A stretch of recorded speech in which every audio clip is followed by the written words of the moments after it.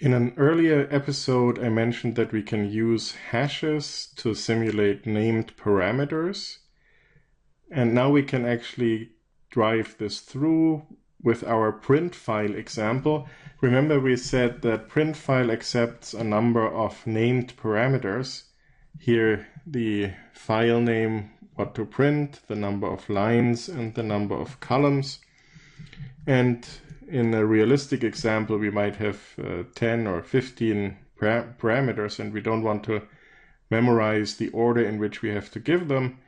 And the way Ruby allows us now to simulate named parameter lists or named parameters is by supplying a hash as the one parameter and then using poetry mode to supply the actual arguments at call time.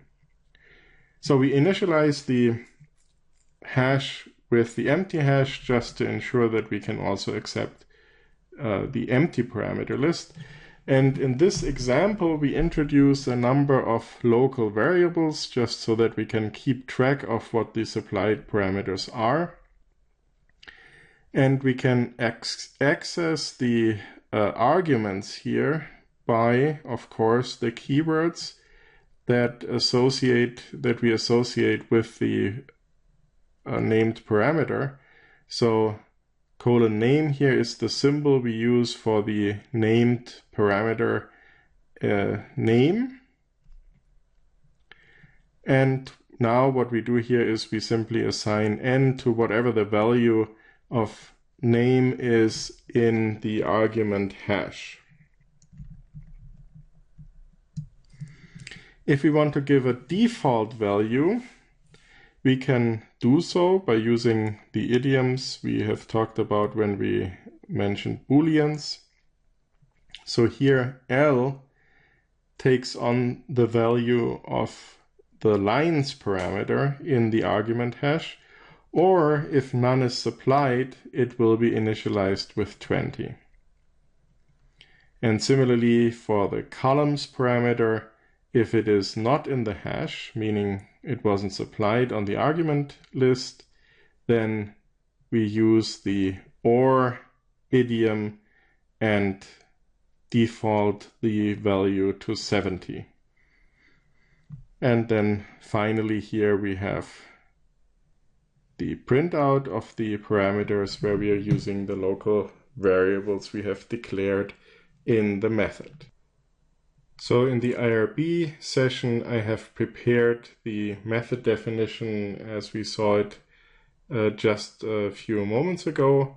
So I have a hash argument initialized with the empty hash. So args is initialized with the empty hash.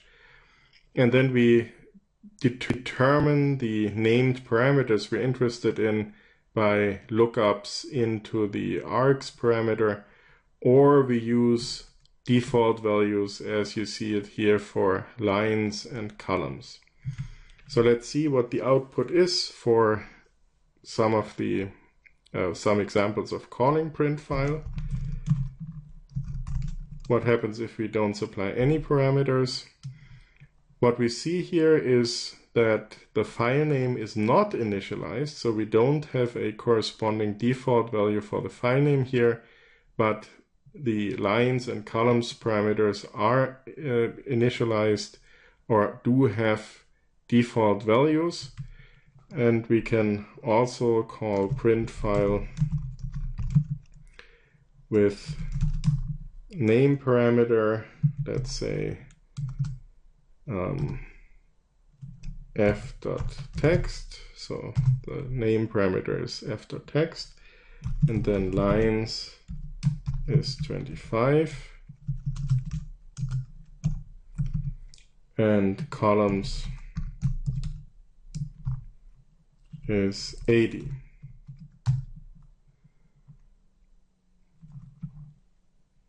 And we can achieve the same effect if we, let's say, we rotate the parameters